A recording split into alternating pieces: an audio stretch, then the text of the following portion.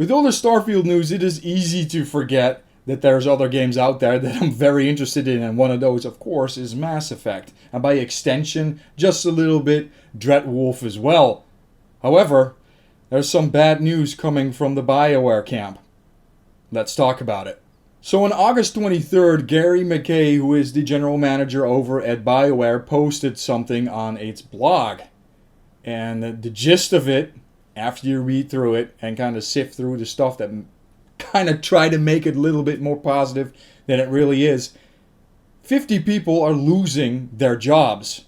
Companies have owners, and of course in the case of BioWare, that is EA.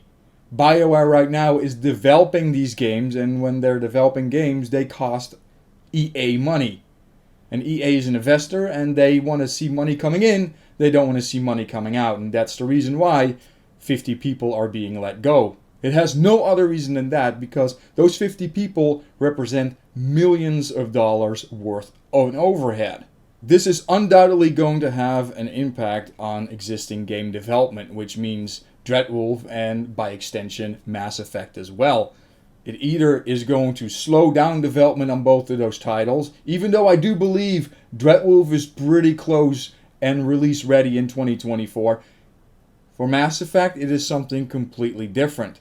They can either hold on to a timeline that they have set in the past when they still had those 50 extra people, which means that quality is going to go down, or they can slow their roll, maybe have it come out a year later and still keep the same quality. But that's also a year more of overhead, so it's kind of where we're going to go. And the issue that I have is that we know what happens when there's crunch, when they are trying to push the envelope. As much as everyone wants to sugarcoat this and say that everything is fine, I'm taking a more realistic approach. If BioWare does not deliver on Dreadwolf, we probably won't even get to enjoy Mass Effect. And the reason for that is simple. If an investor has confidence, they leave the company alone. If an investor does not have confidence, they start to cut. And that is exactly what happened here. And the reasoning? Of course, Anthem and Andromeda. They were both duds, and they are the last two major releases for BioWare. So that's what we have to look forward to. Fingers crossed that Dreadwolf is going to deliver, because if it doesn't, it's not going to be good. And then another tidbit. Dreadwolf is supposed to be the next release. We could see it as early as 2024, but yet we haven't seen a ton. Actually, I believe that we saw more about Mass Effect during N7 days than we have freaking Dreadwolf. What is up with that? Why don't we have tangible information about Dreadwolf right now? Why are they pushing all that stuff away? And actually, it almost seems like bringing Mass Effect more to the front lines. Makes no sense. So in the end, we can only hope that Dreadwolf does well.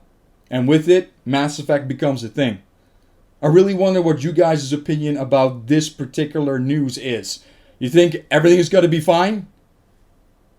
Or you kind of have the same opinion as I got, that they have to knock it out of the park with Dreadwolf, or Mass Effect is hosed. Let me know in the comments section below. As always, if you enjoyed this type of content, it's kind of negative news, but still, please hit that subscribe button. Still trying to get to 1,000 subscribers. And as always, hashtag game for the sake of gaming. And I'll see you guys on the flip side. Take care. And hopefully with some freaking better news next time. Because this is stuff that I don't like.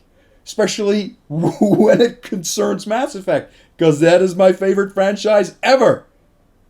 Starfield isn't out yet, so, you know, that might tip. No, there's no way. There's no way. It cannot be as good as the original trilogy from Mass Effect. Starfield's going to be cool, but not that cool.